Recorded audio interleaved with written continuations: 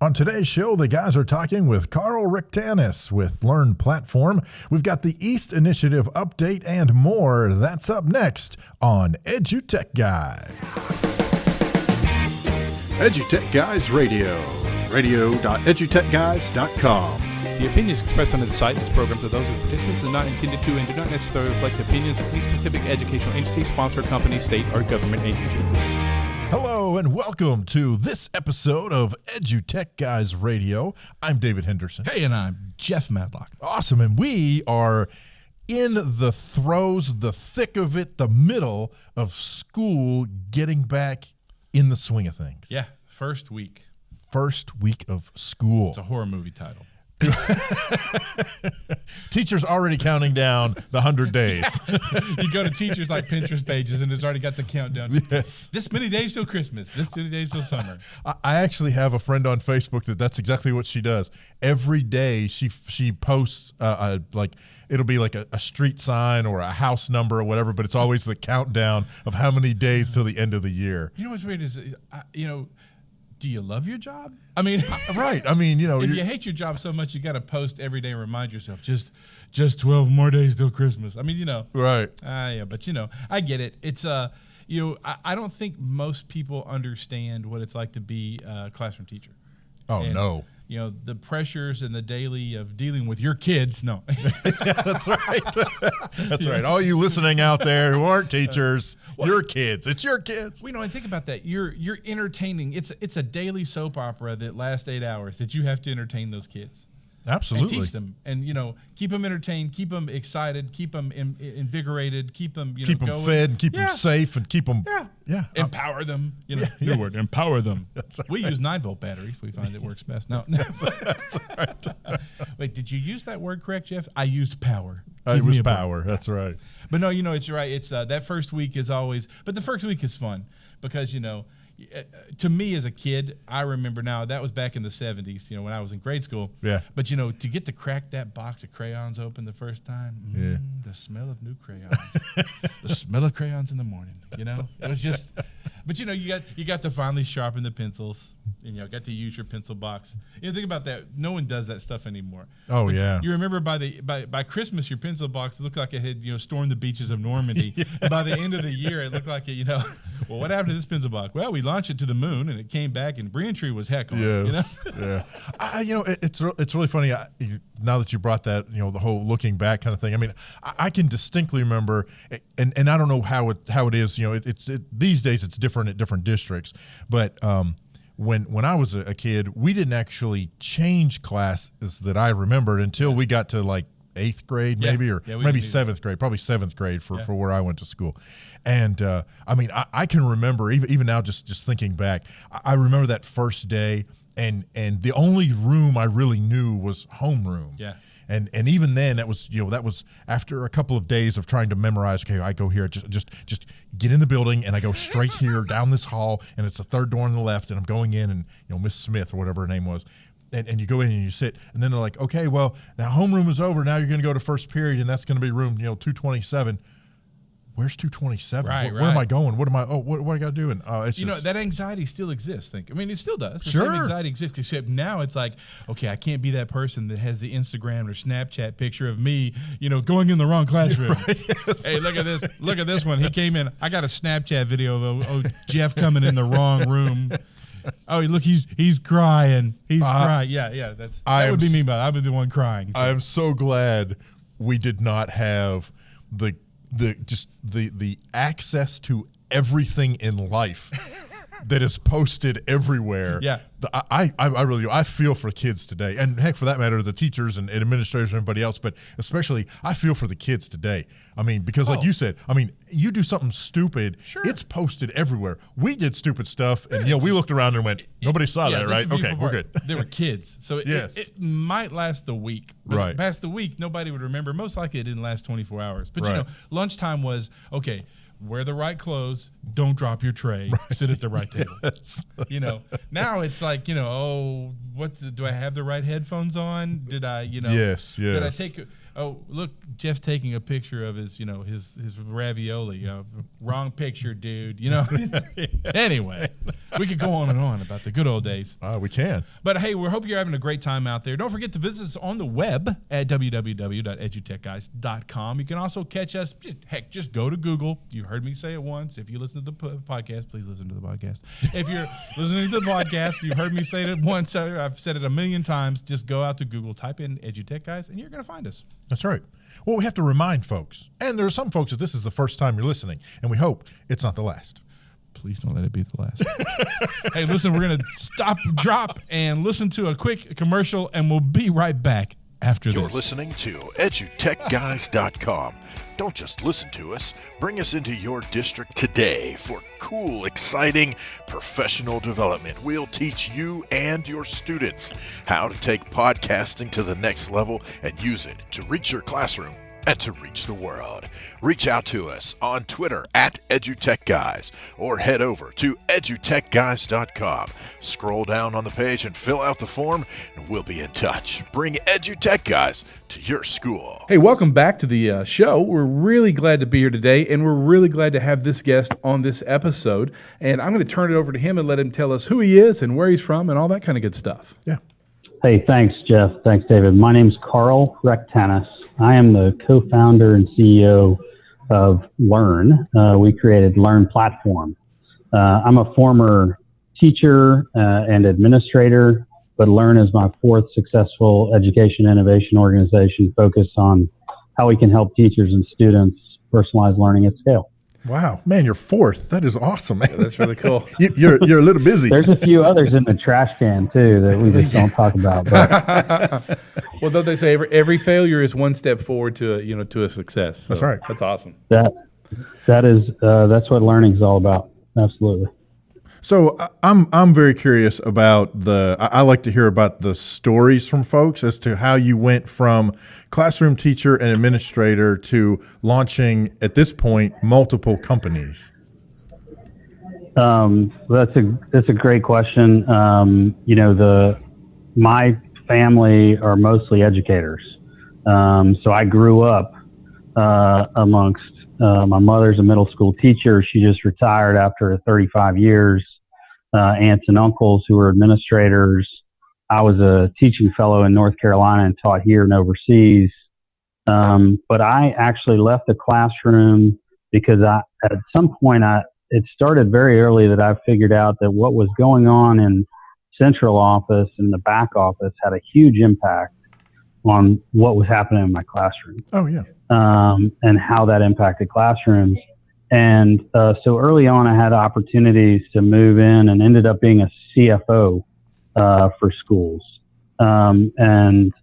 It also became clear to me that if we could help resources move more efficiently, if we could make the back office run more smoothly, it could help our teachers and our administrators focus on, the really hard work and where they're experts and driving, learning for all of our students, as opposed to all the other stuff that we know that educators are, constantly overwhelmed with. Sure. And that, having had a little bit of success there, ended up realizing if we fast forward, Learn is really designed to help alleviate some of the challenges that I had when I was a CFO. As I was supporting schools and districts and states and foundations in one of my previous organizations, consulting on things like, Common Core and aligned assessments, and how do we set up policies and processes that allow us to actually take advantage of technology-enabled learning. It became clear that there was really very little data. There were great anecdotes. We had, I'm sure people call up Jeff and David and say, hey, what do you think of X? Right. Or what have you heard about that? And, in many ways, it's one of the great things you guys do is share those experiences and that expertise and your network of, through the website, et cetera. But what if we could harness that expertise of teachers that are piloting and using these tools? What if we could automate some of the processes like, procurement or even just managing those tools so that it actually saved teachers time, but gave us more information so that we could actually figure out what was working for which students. Yeah. And that has driven me and driven our team over the last 4 years. Man, so cool. Let's talk about then. That leads right into, so what does Learn Platform do? What makes it work? Why would I need it in my district? Yeah, so most folks are overwhelmed by the number of tools out there, and I tell you what, I'll ask you a question. Our team has analyzed this and found, you want to guess how many EdTech tools are accessed by schools and districts with more than 1,000 students every month? How many tools do you think they're accessing every month? Oh, I can tell you, for my district, just the ones that the district mandates, we'll say 30. Yeah. We'll say 30. Okay. And then the ones that teachers pick on their own. So hundreds. Yeah. Yeah. And we can't keep up with them. That's the kicker. Exactly. Right. So I will tell you that on average, during the 17-18 school year, the school districts with more than 1,000 students on average access 548 EdTech tools every month. Their teachers and students. And that doesn't even surprise me. Well, right. But I mean, that's more than 30, right? And so if you think about, what does that mean for student data privacy? What does that mean for, let alone what's best for which students, right? And what's driving it. So Learn Platform is an EdTech management and rapid cycle evaluation system. It is designed to help educators and their organizations organize, streamline, and then rapidly analyze the impacts of those tools so that they can make better instructional decisions, which is what we all want to do, better operational decisions, which of these should we keep or get rid of, or maybe we could collapse, and then better budget decisions, because of course, we can share some other data, but the reality is those resources could be spent more effectively for better learning and for other opportunities if we know what's working. Yeah. So you mentioned something that I want to touch on. For some of the folks that may not be keen on the particular definition of rapid cycle evaluation. So A, what is that? And B, what is it?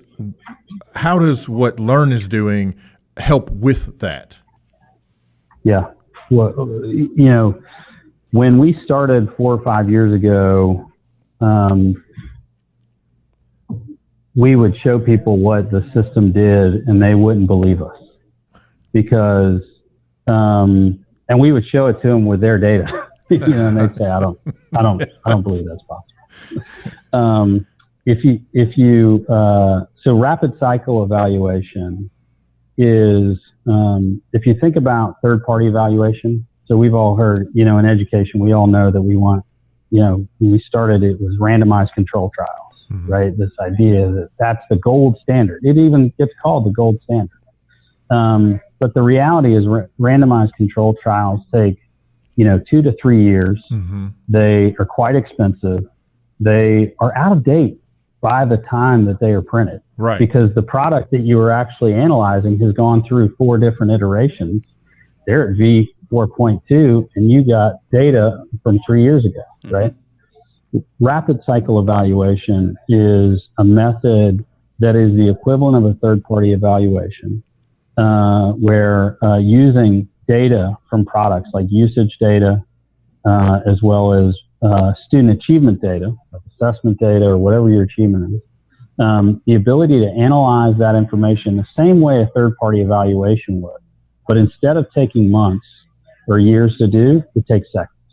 Wow. And that rapid cycle evaluation, so Learn Platform has the most robust technology. We call it IMPACT. IMPACT stands for Integrated Metrics Producing Analytics on Classroom Technology.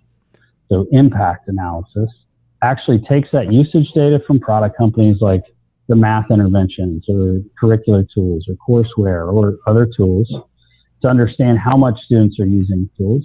And then what's the measure? You're agnostic to what your achievement metric is, right? So let's say with that math intervention, you're hoping to increase benchmark assessment grades, or student proficiency is measured by the end of grade test. Well, our system analyzes that in a matter of minutes and provides visualizations so that an administrator who doesn't have to have a PhD, doesn't have to have a whole, back office of statisticians and third-party evaluators with significant indirect costs and federal grants, et cetera, can input or integrate that data, and the system helps them understand things like how much, are we using the licenses we're paying for?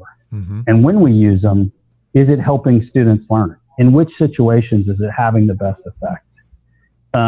So I'm talking about that generically, but let me give you an example of how I get excited about this as a former educator, because I could never get this when I was, in central office or in the school building.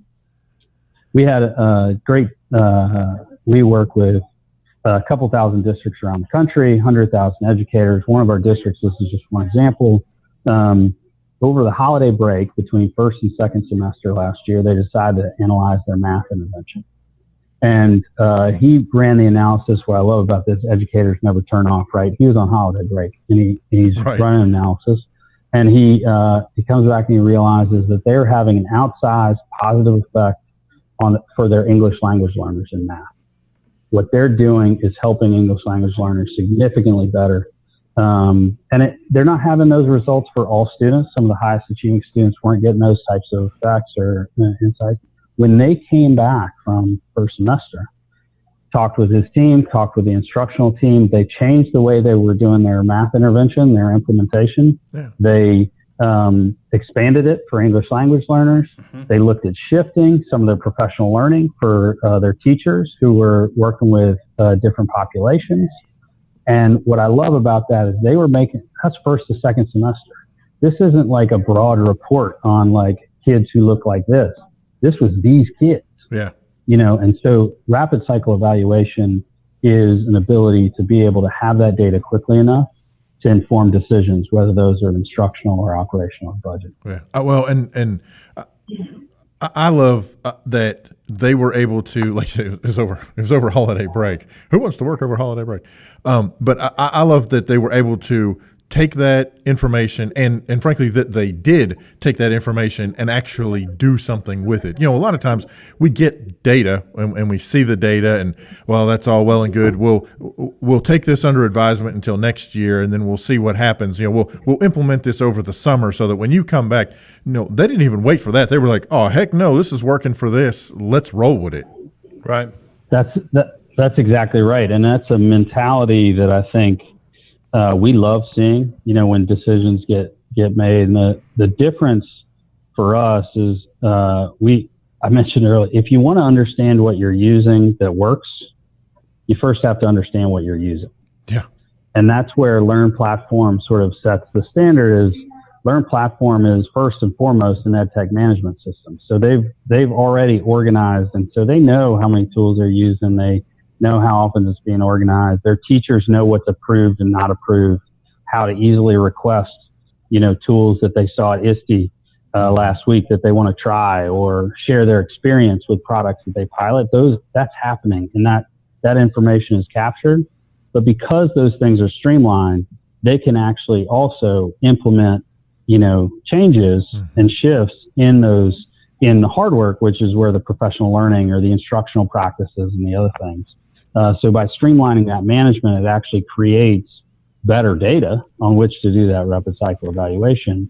But it also, makes it actually viable to use that information and say, you know what, it's not hard for us to make this shift because we've got a platform on which to drive it. Well, and it seems to me, especially with your CFO background, that districts could also take that information and go, holy cow, we've been dumping all this money into this particular program or whatever it is, and at this point, it doesn't seem to be making a hill of beans difference, or perhaps it's even, affecting things in the negative. And so we either need to focus on why that's happening. Well, we probably need to do that anyway, but figure out why it's not effective and turn it around so that it is effective. Or we need to stop dumping $250,000 a year into this program that nobody's using.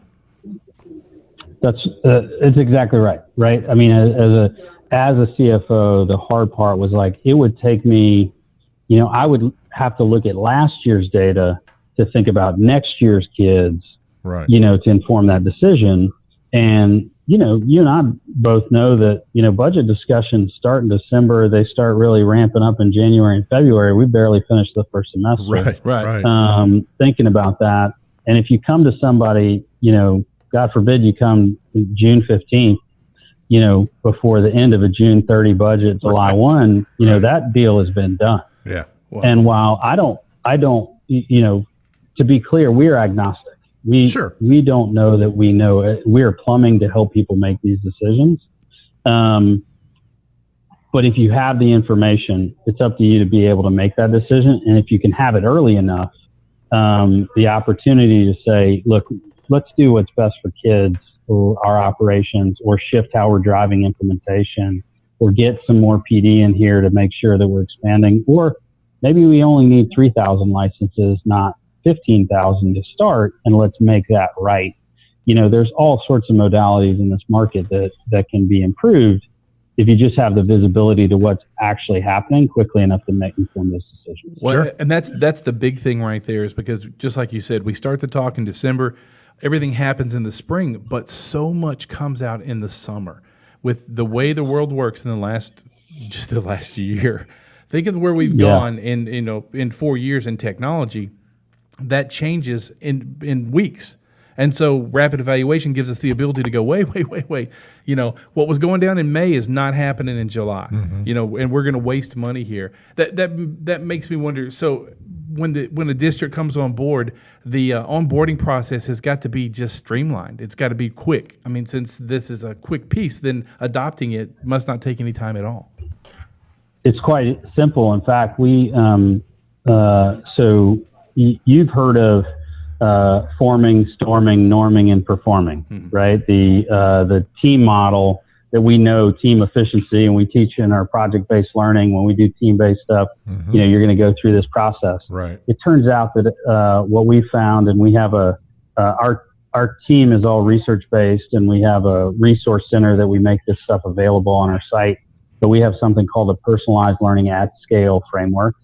And it's very similar because almost every organization goes through that same, first they start trying EdTech. And you remember these days when, the district wasn't really paying attention, but, Jeff and David are testing some stuff out and they're doing a few things. And, it's not a big deal. But soon you get into that second phase, which we call the hacking phase.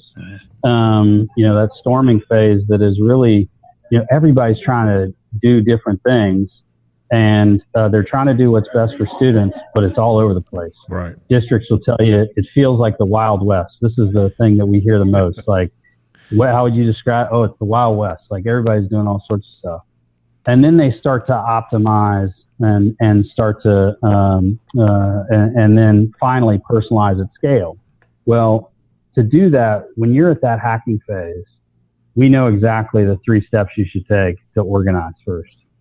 And then once you're organized, you're going to be ready to streamline. Yeah. And then once you're streamlined, you're going to be ready to analyze in a meaningful way, the way that district did in Utah that I mentioned. So, onboarding is super easy. In fact, we have a personalized learning at scale self-assessment for any district administrator. It takes about 10 minutes. They get a digitized report of where they are and what their next steps are.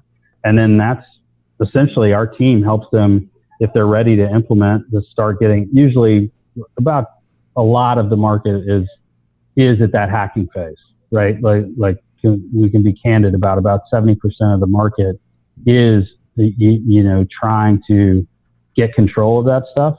That's the first step. Right. In a couple weeks, you've got a place where all your teachers know how to visit, see what's available. You've got all your contracts centrally. You're not going to lose information. You're able to vet for student data privacy and other things. then you can start to streamline and analyze as you see fit. And we see people go off to the races from there. Yeah. So let's talk about what are the benefits for, let's say, the free and paid resources? Because I know you guys have a Chrome extension that's a free Chrome extension. Really cool. We do. For teachers. And but what are the benefits for the teachers and administrators and the outcomes they can see from just using the free one before they make that next step to the paid resources?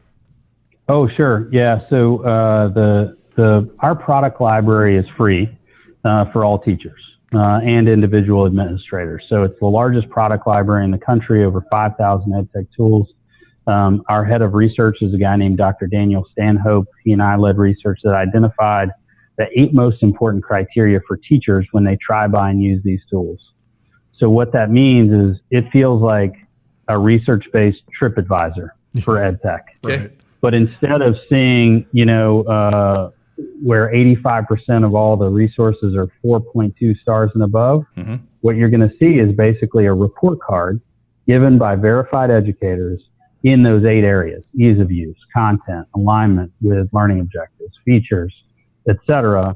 So you can access that anytime. And one of the other things that you mentioned that is fantastic, I think, is the Chrome extension. This can be turned on by an individual, or any Google administrator can turn it on for free for all their teachers. And it means that anytime any teacher goes to any of those 5,000 EdTech tools, their website. So if you go visit Khan Academy or Dreambox or any of the tools that you see at the ISTE, Flipgrid, exhibitor Bunsey, all those guys, yeah. Yes. Right. You go, it'll light up. And if you choose to, you can click on it. You'll see the grade for that product. You can ask other teachers a question. You can add it to your library. You can share your experience right from the browser. So it's designed to save teachers time and information, and so they can focus. And that same when an administrator, as a district, chooses to turn that on, they can turn it on for all teachers. It also actually creates a free inventory for the administrator to get a high-level view of which tools are being accessed across their district. And that is, exactly. Wow. Like I want to know what we're using. Like I can now see in real time what was used over the last few weeks. Yeah.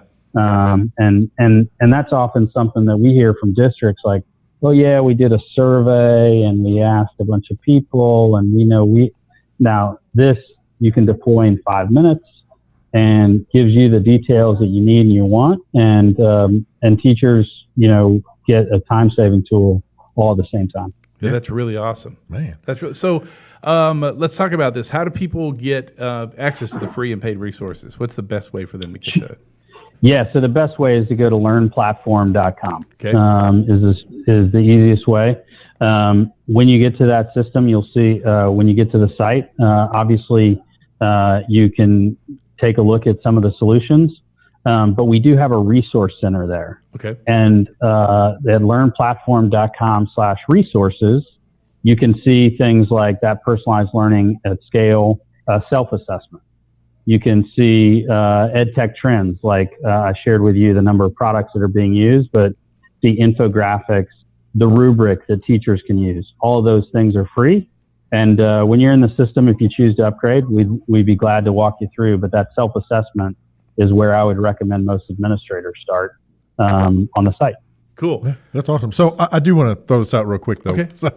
So we talked about all the free stuff, and that's all well and good. So how there's a paid site, which is how you're making your money. It's how you're staying in business. So what are they getting for that? I mean, what's the paid?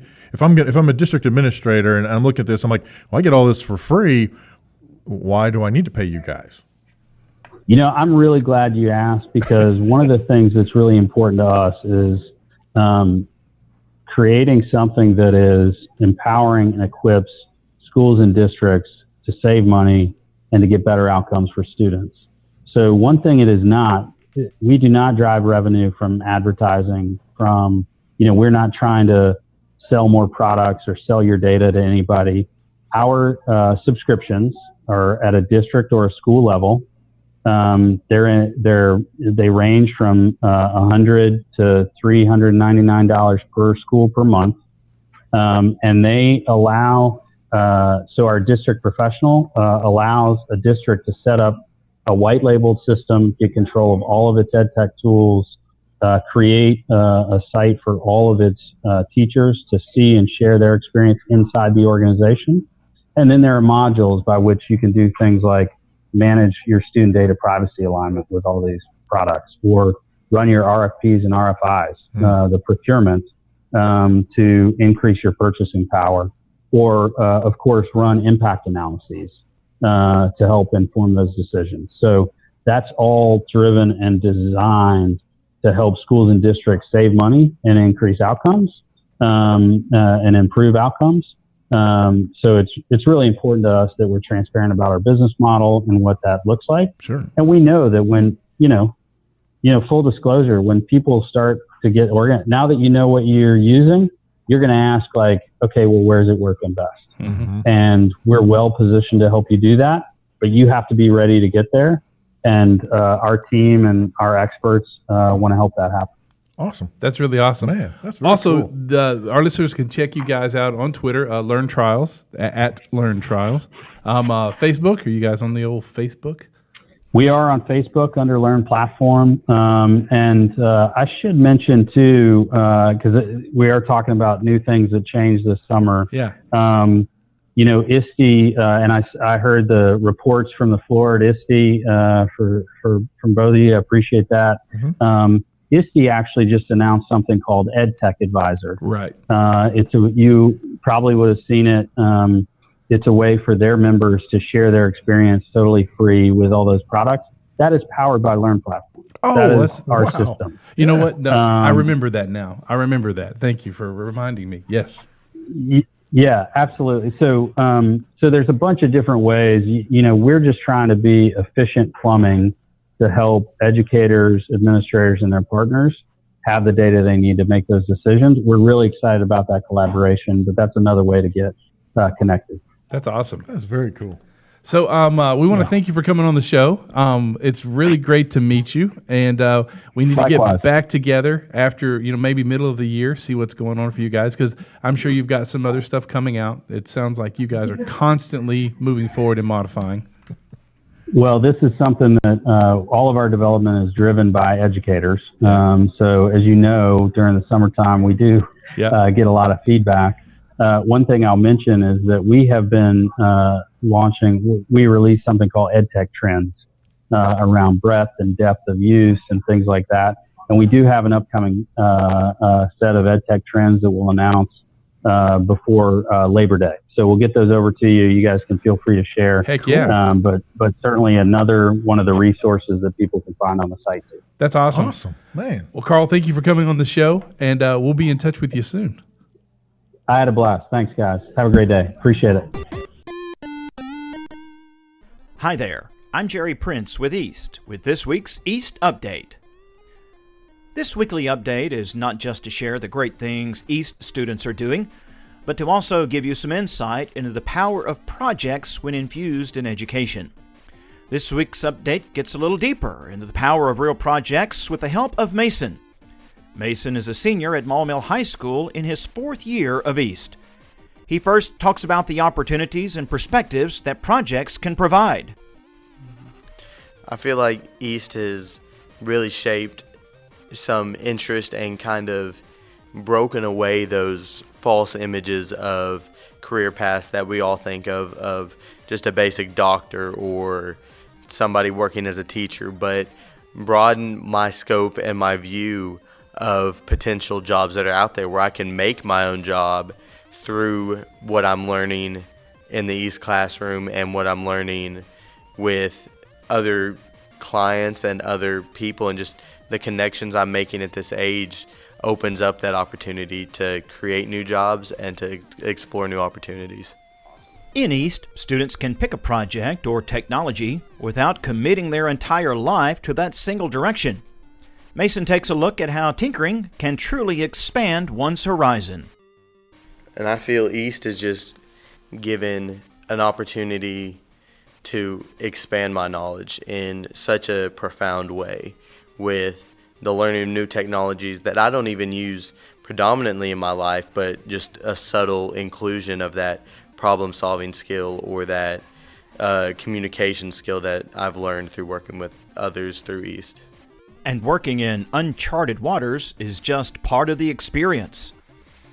And when you find that thing, don't give up towards the beginning, because that is the hardest part when you first have a project, because you don't know what your outline is going to be. You can't see the end goal in line.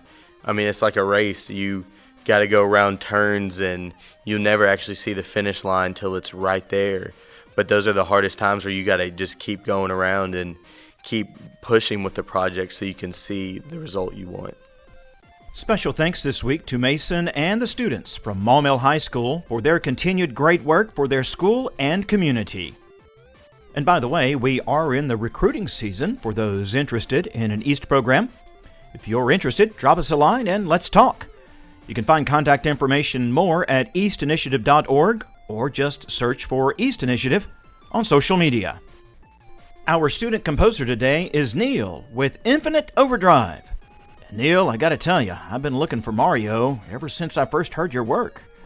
With the East Update, I'm Jerry Prince. Thanks for listening.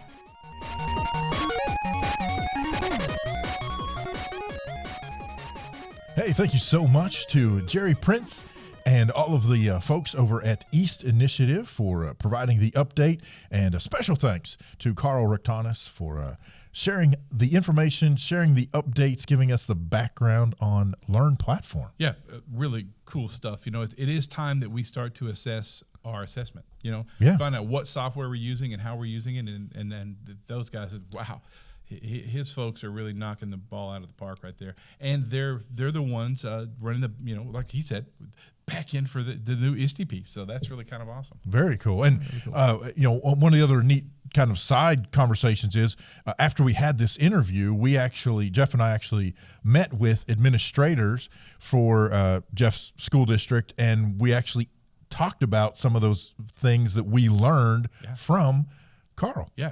Hours, in fact. We were here for a good 6 hours talking about that. So really good stuff. Hey, listen, I hope you have a great start of the school year. Don't forget to color. You know, nobody colors anymore. Just color.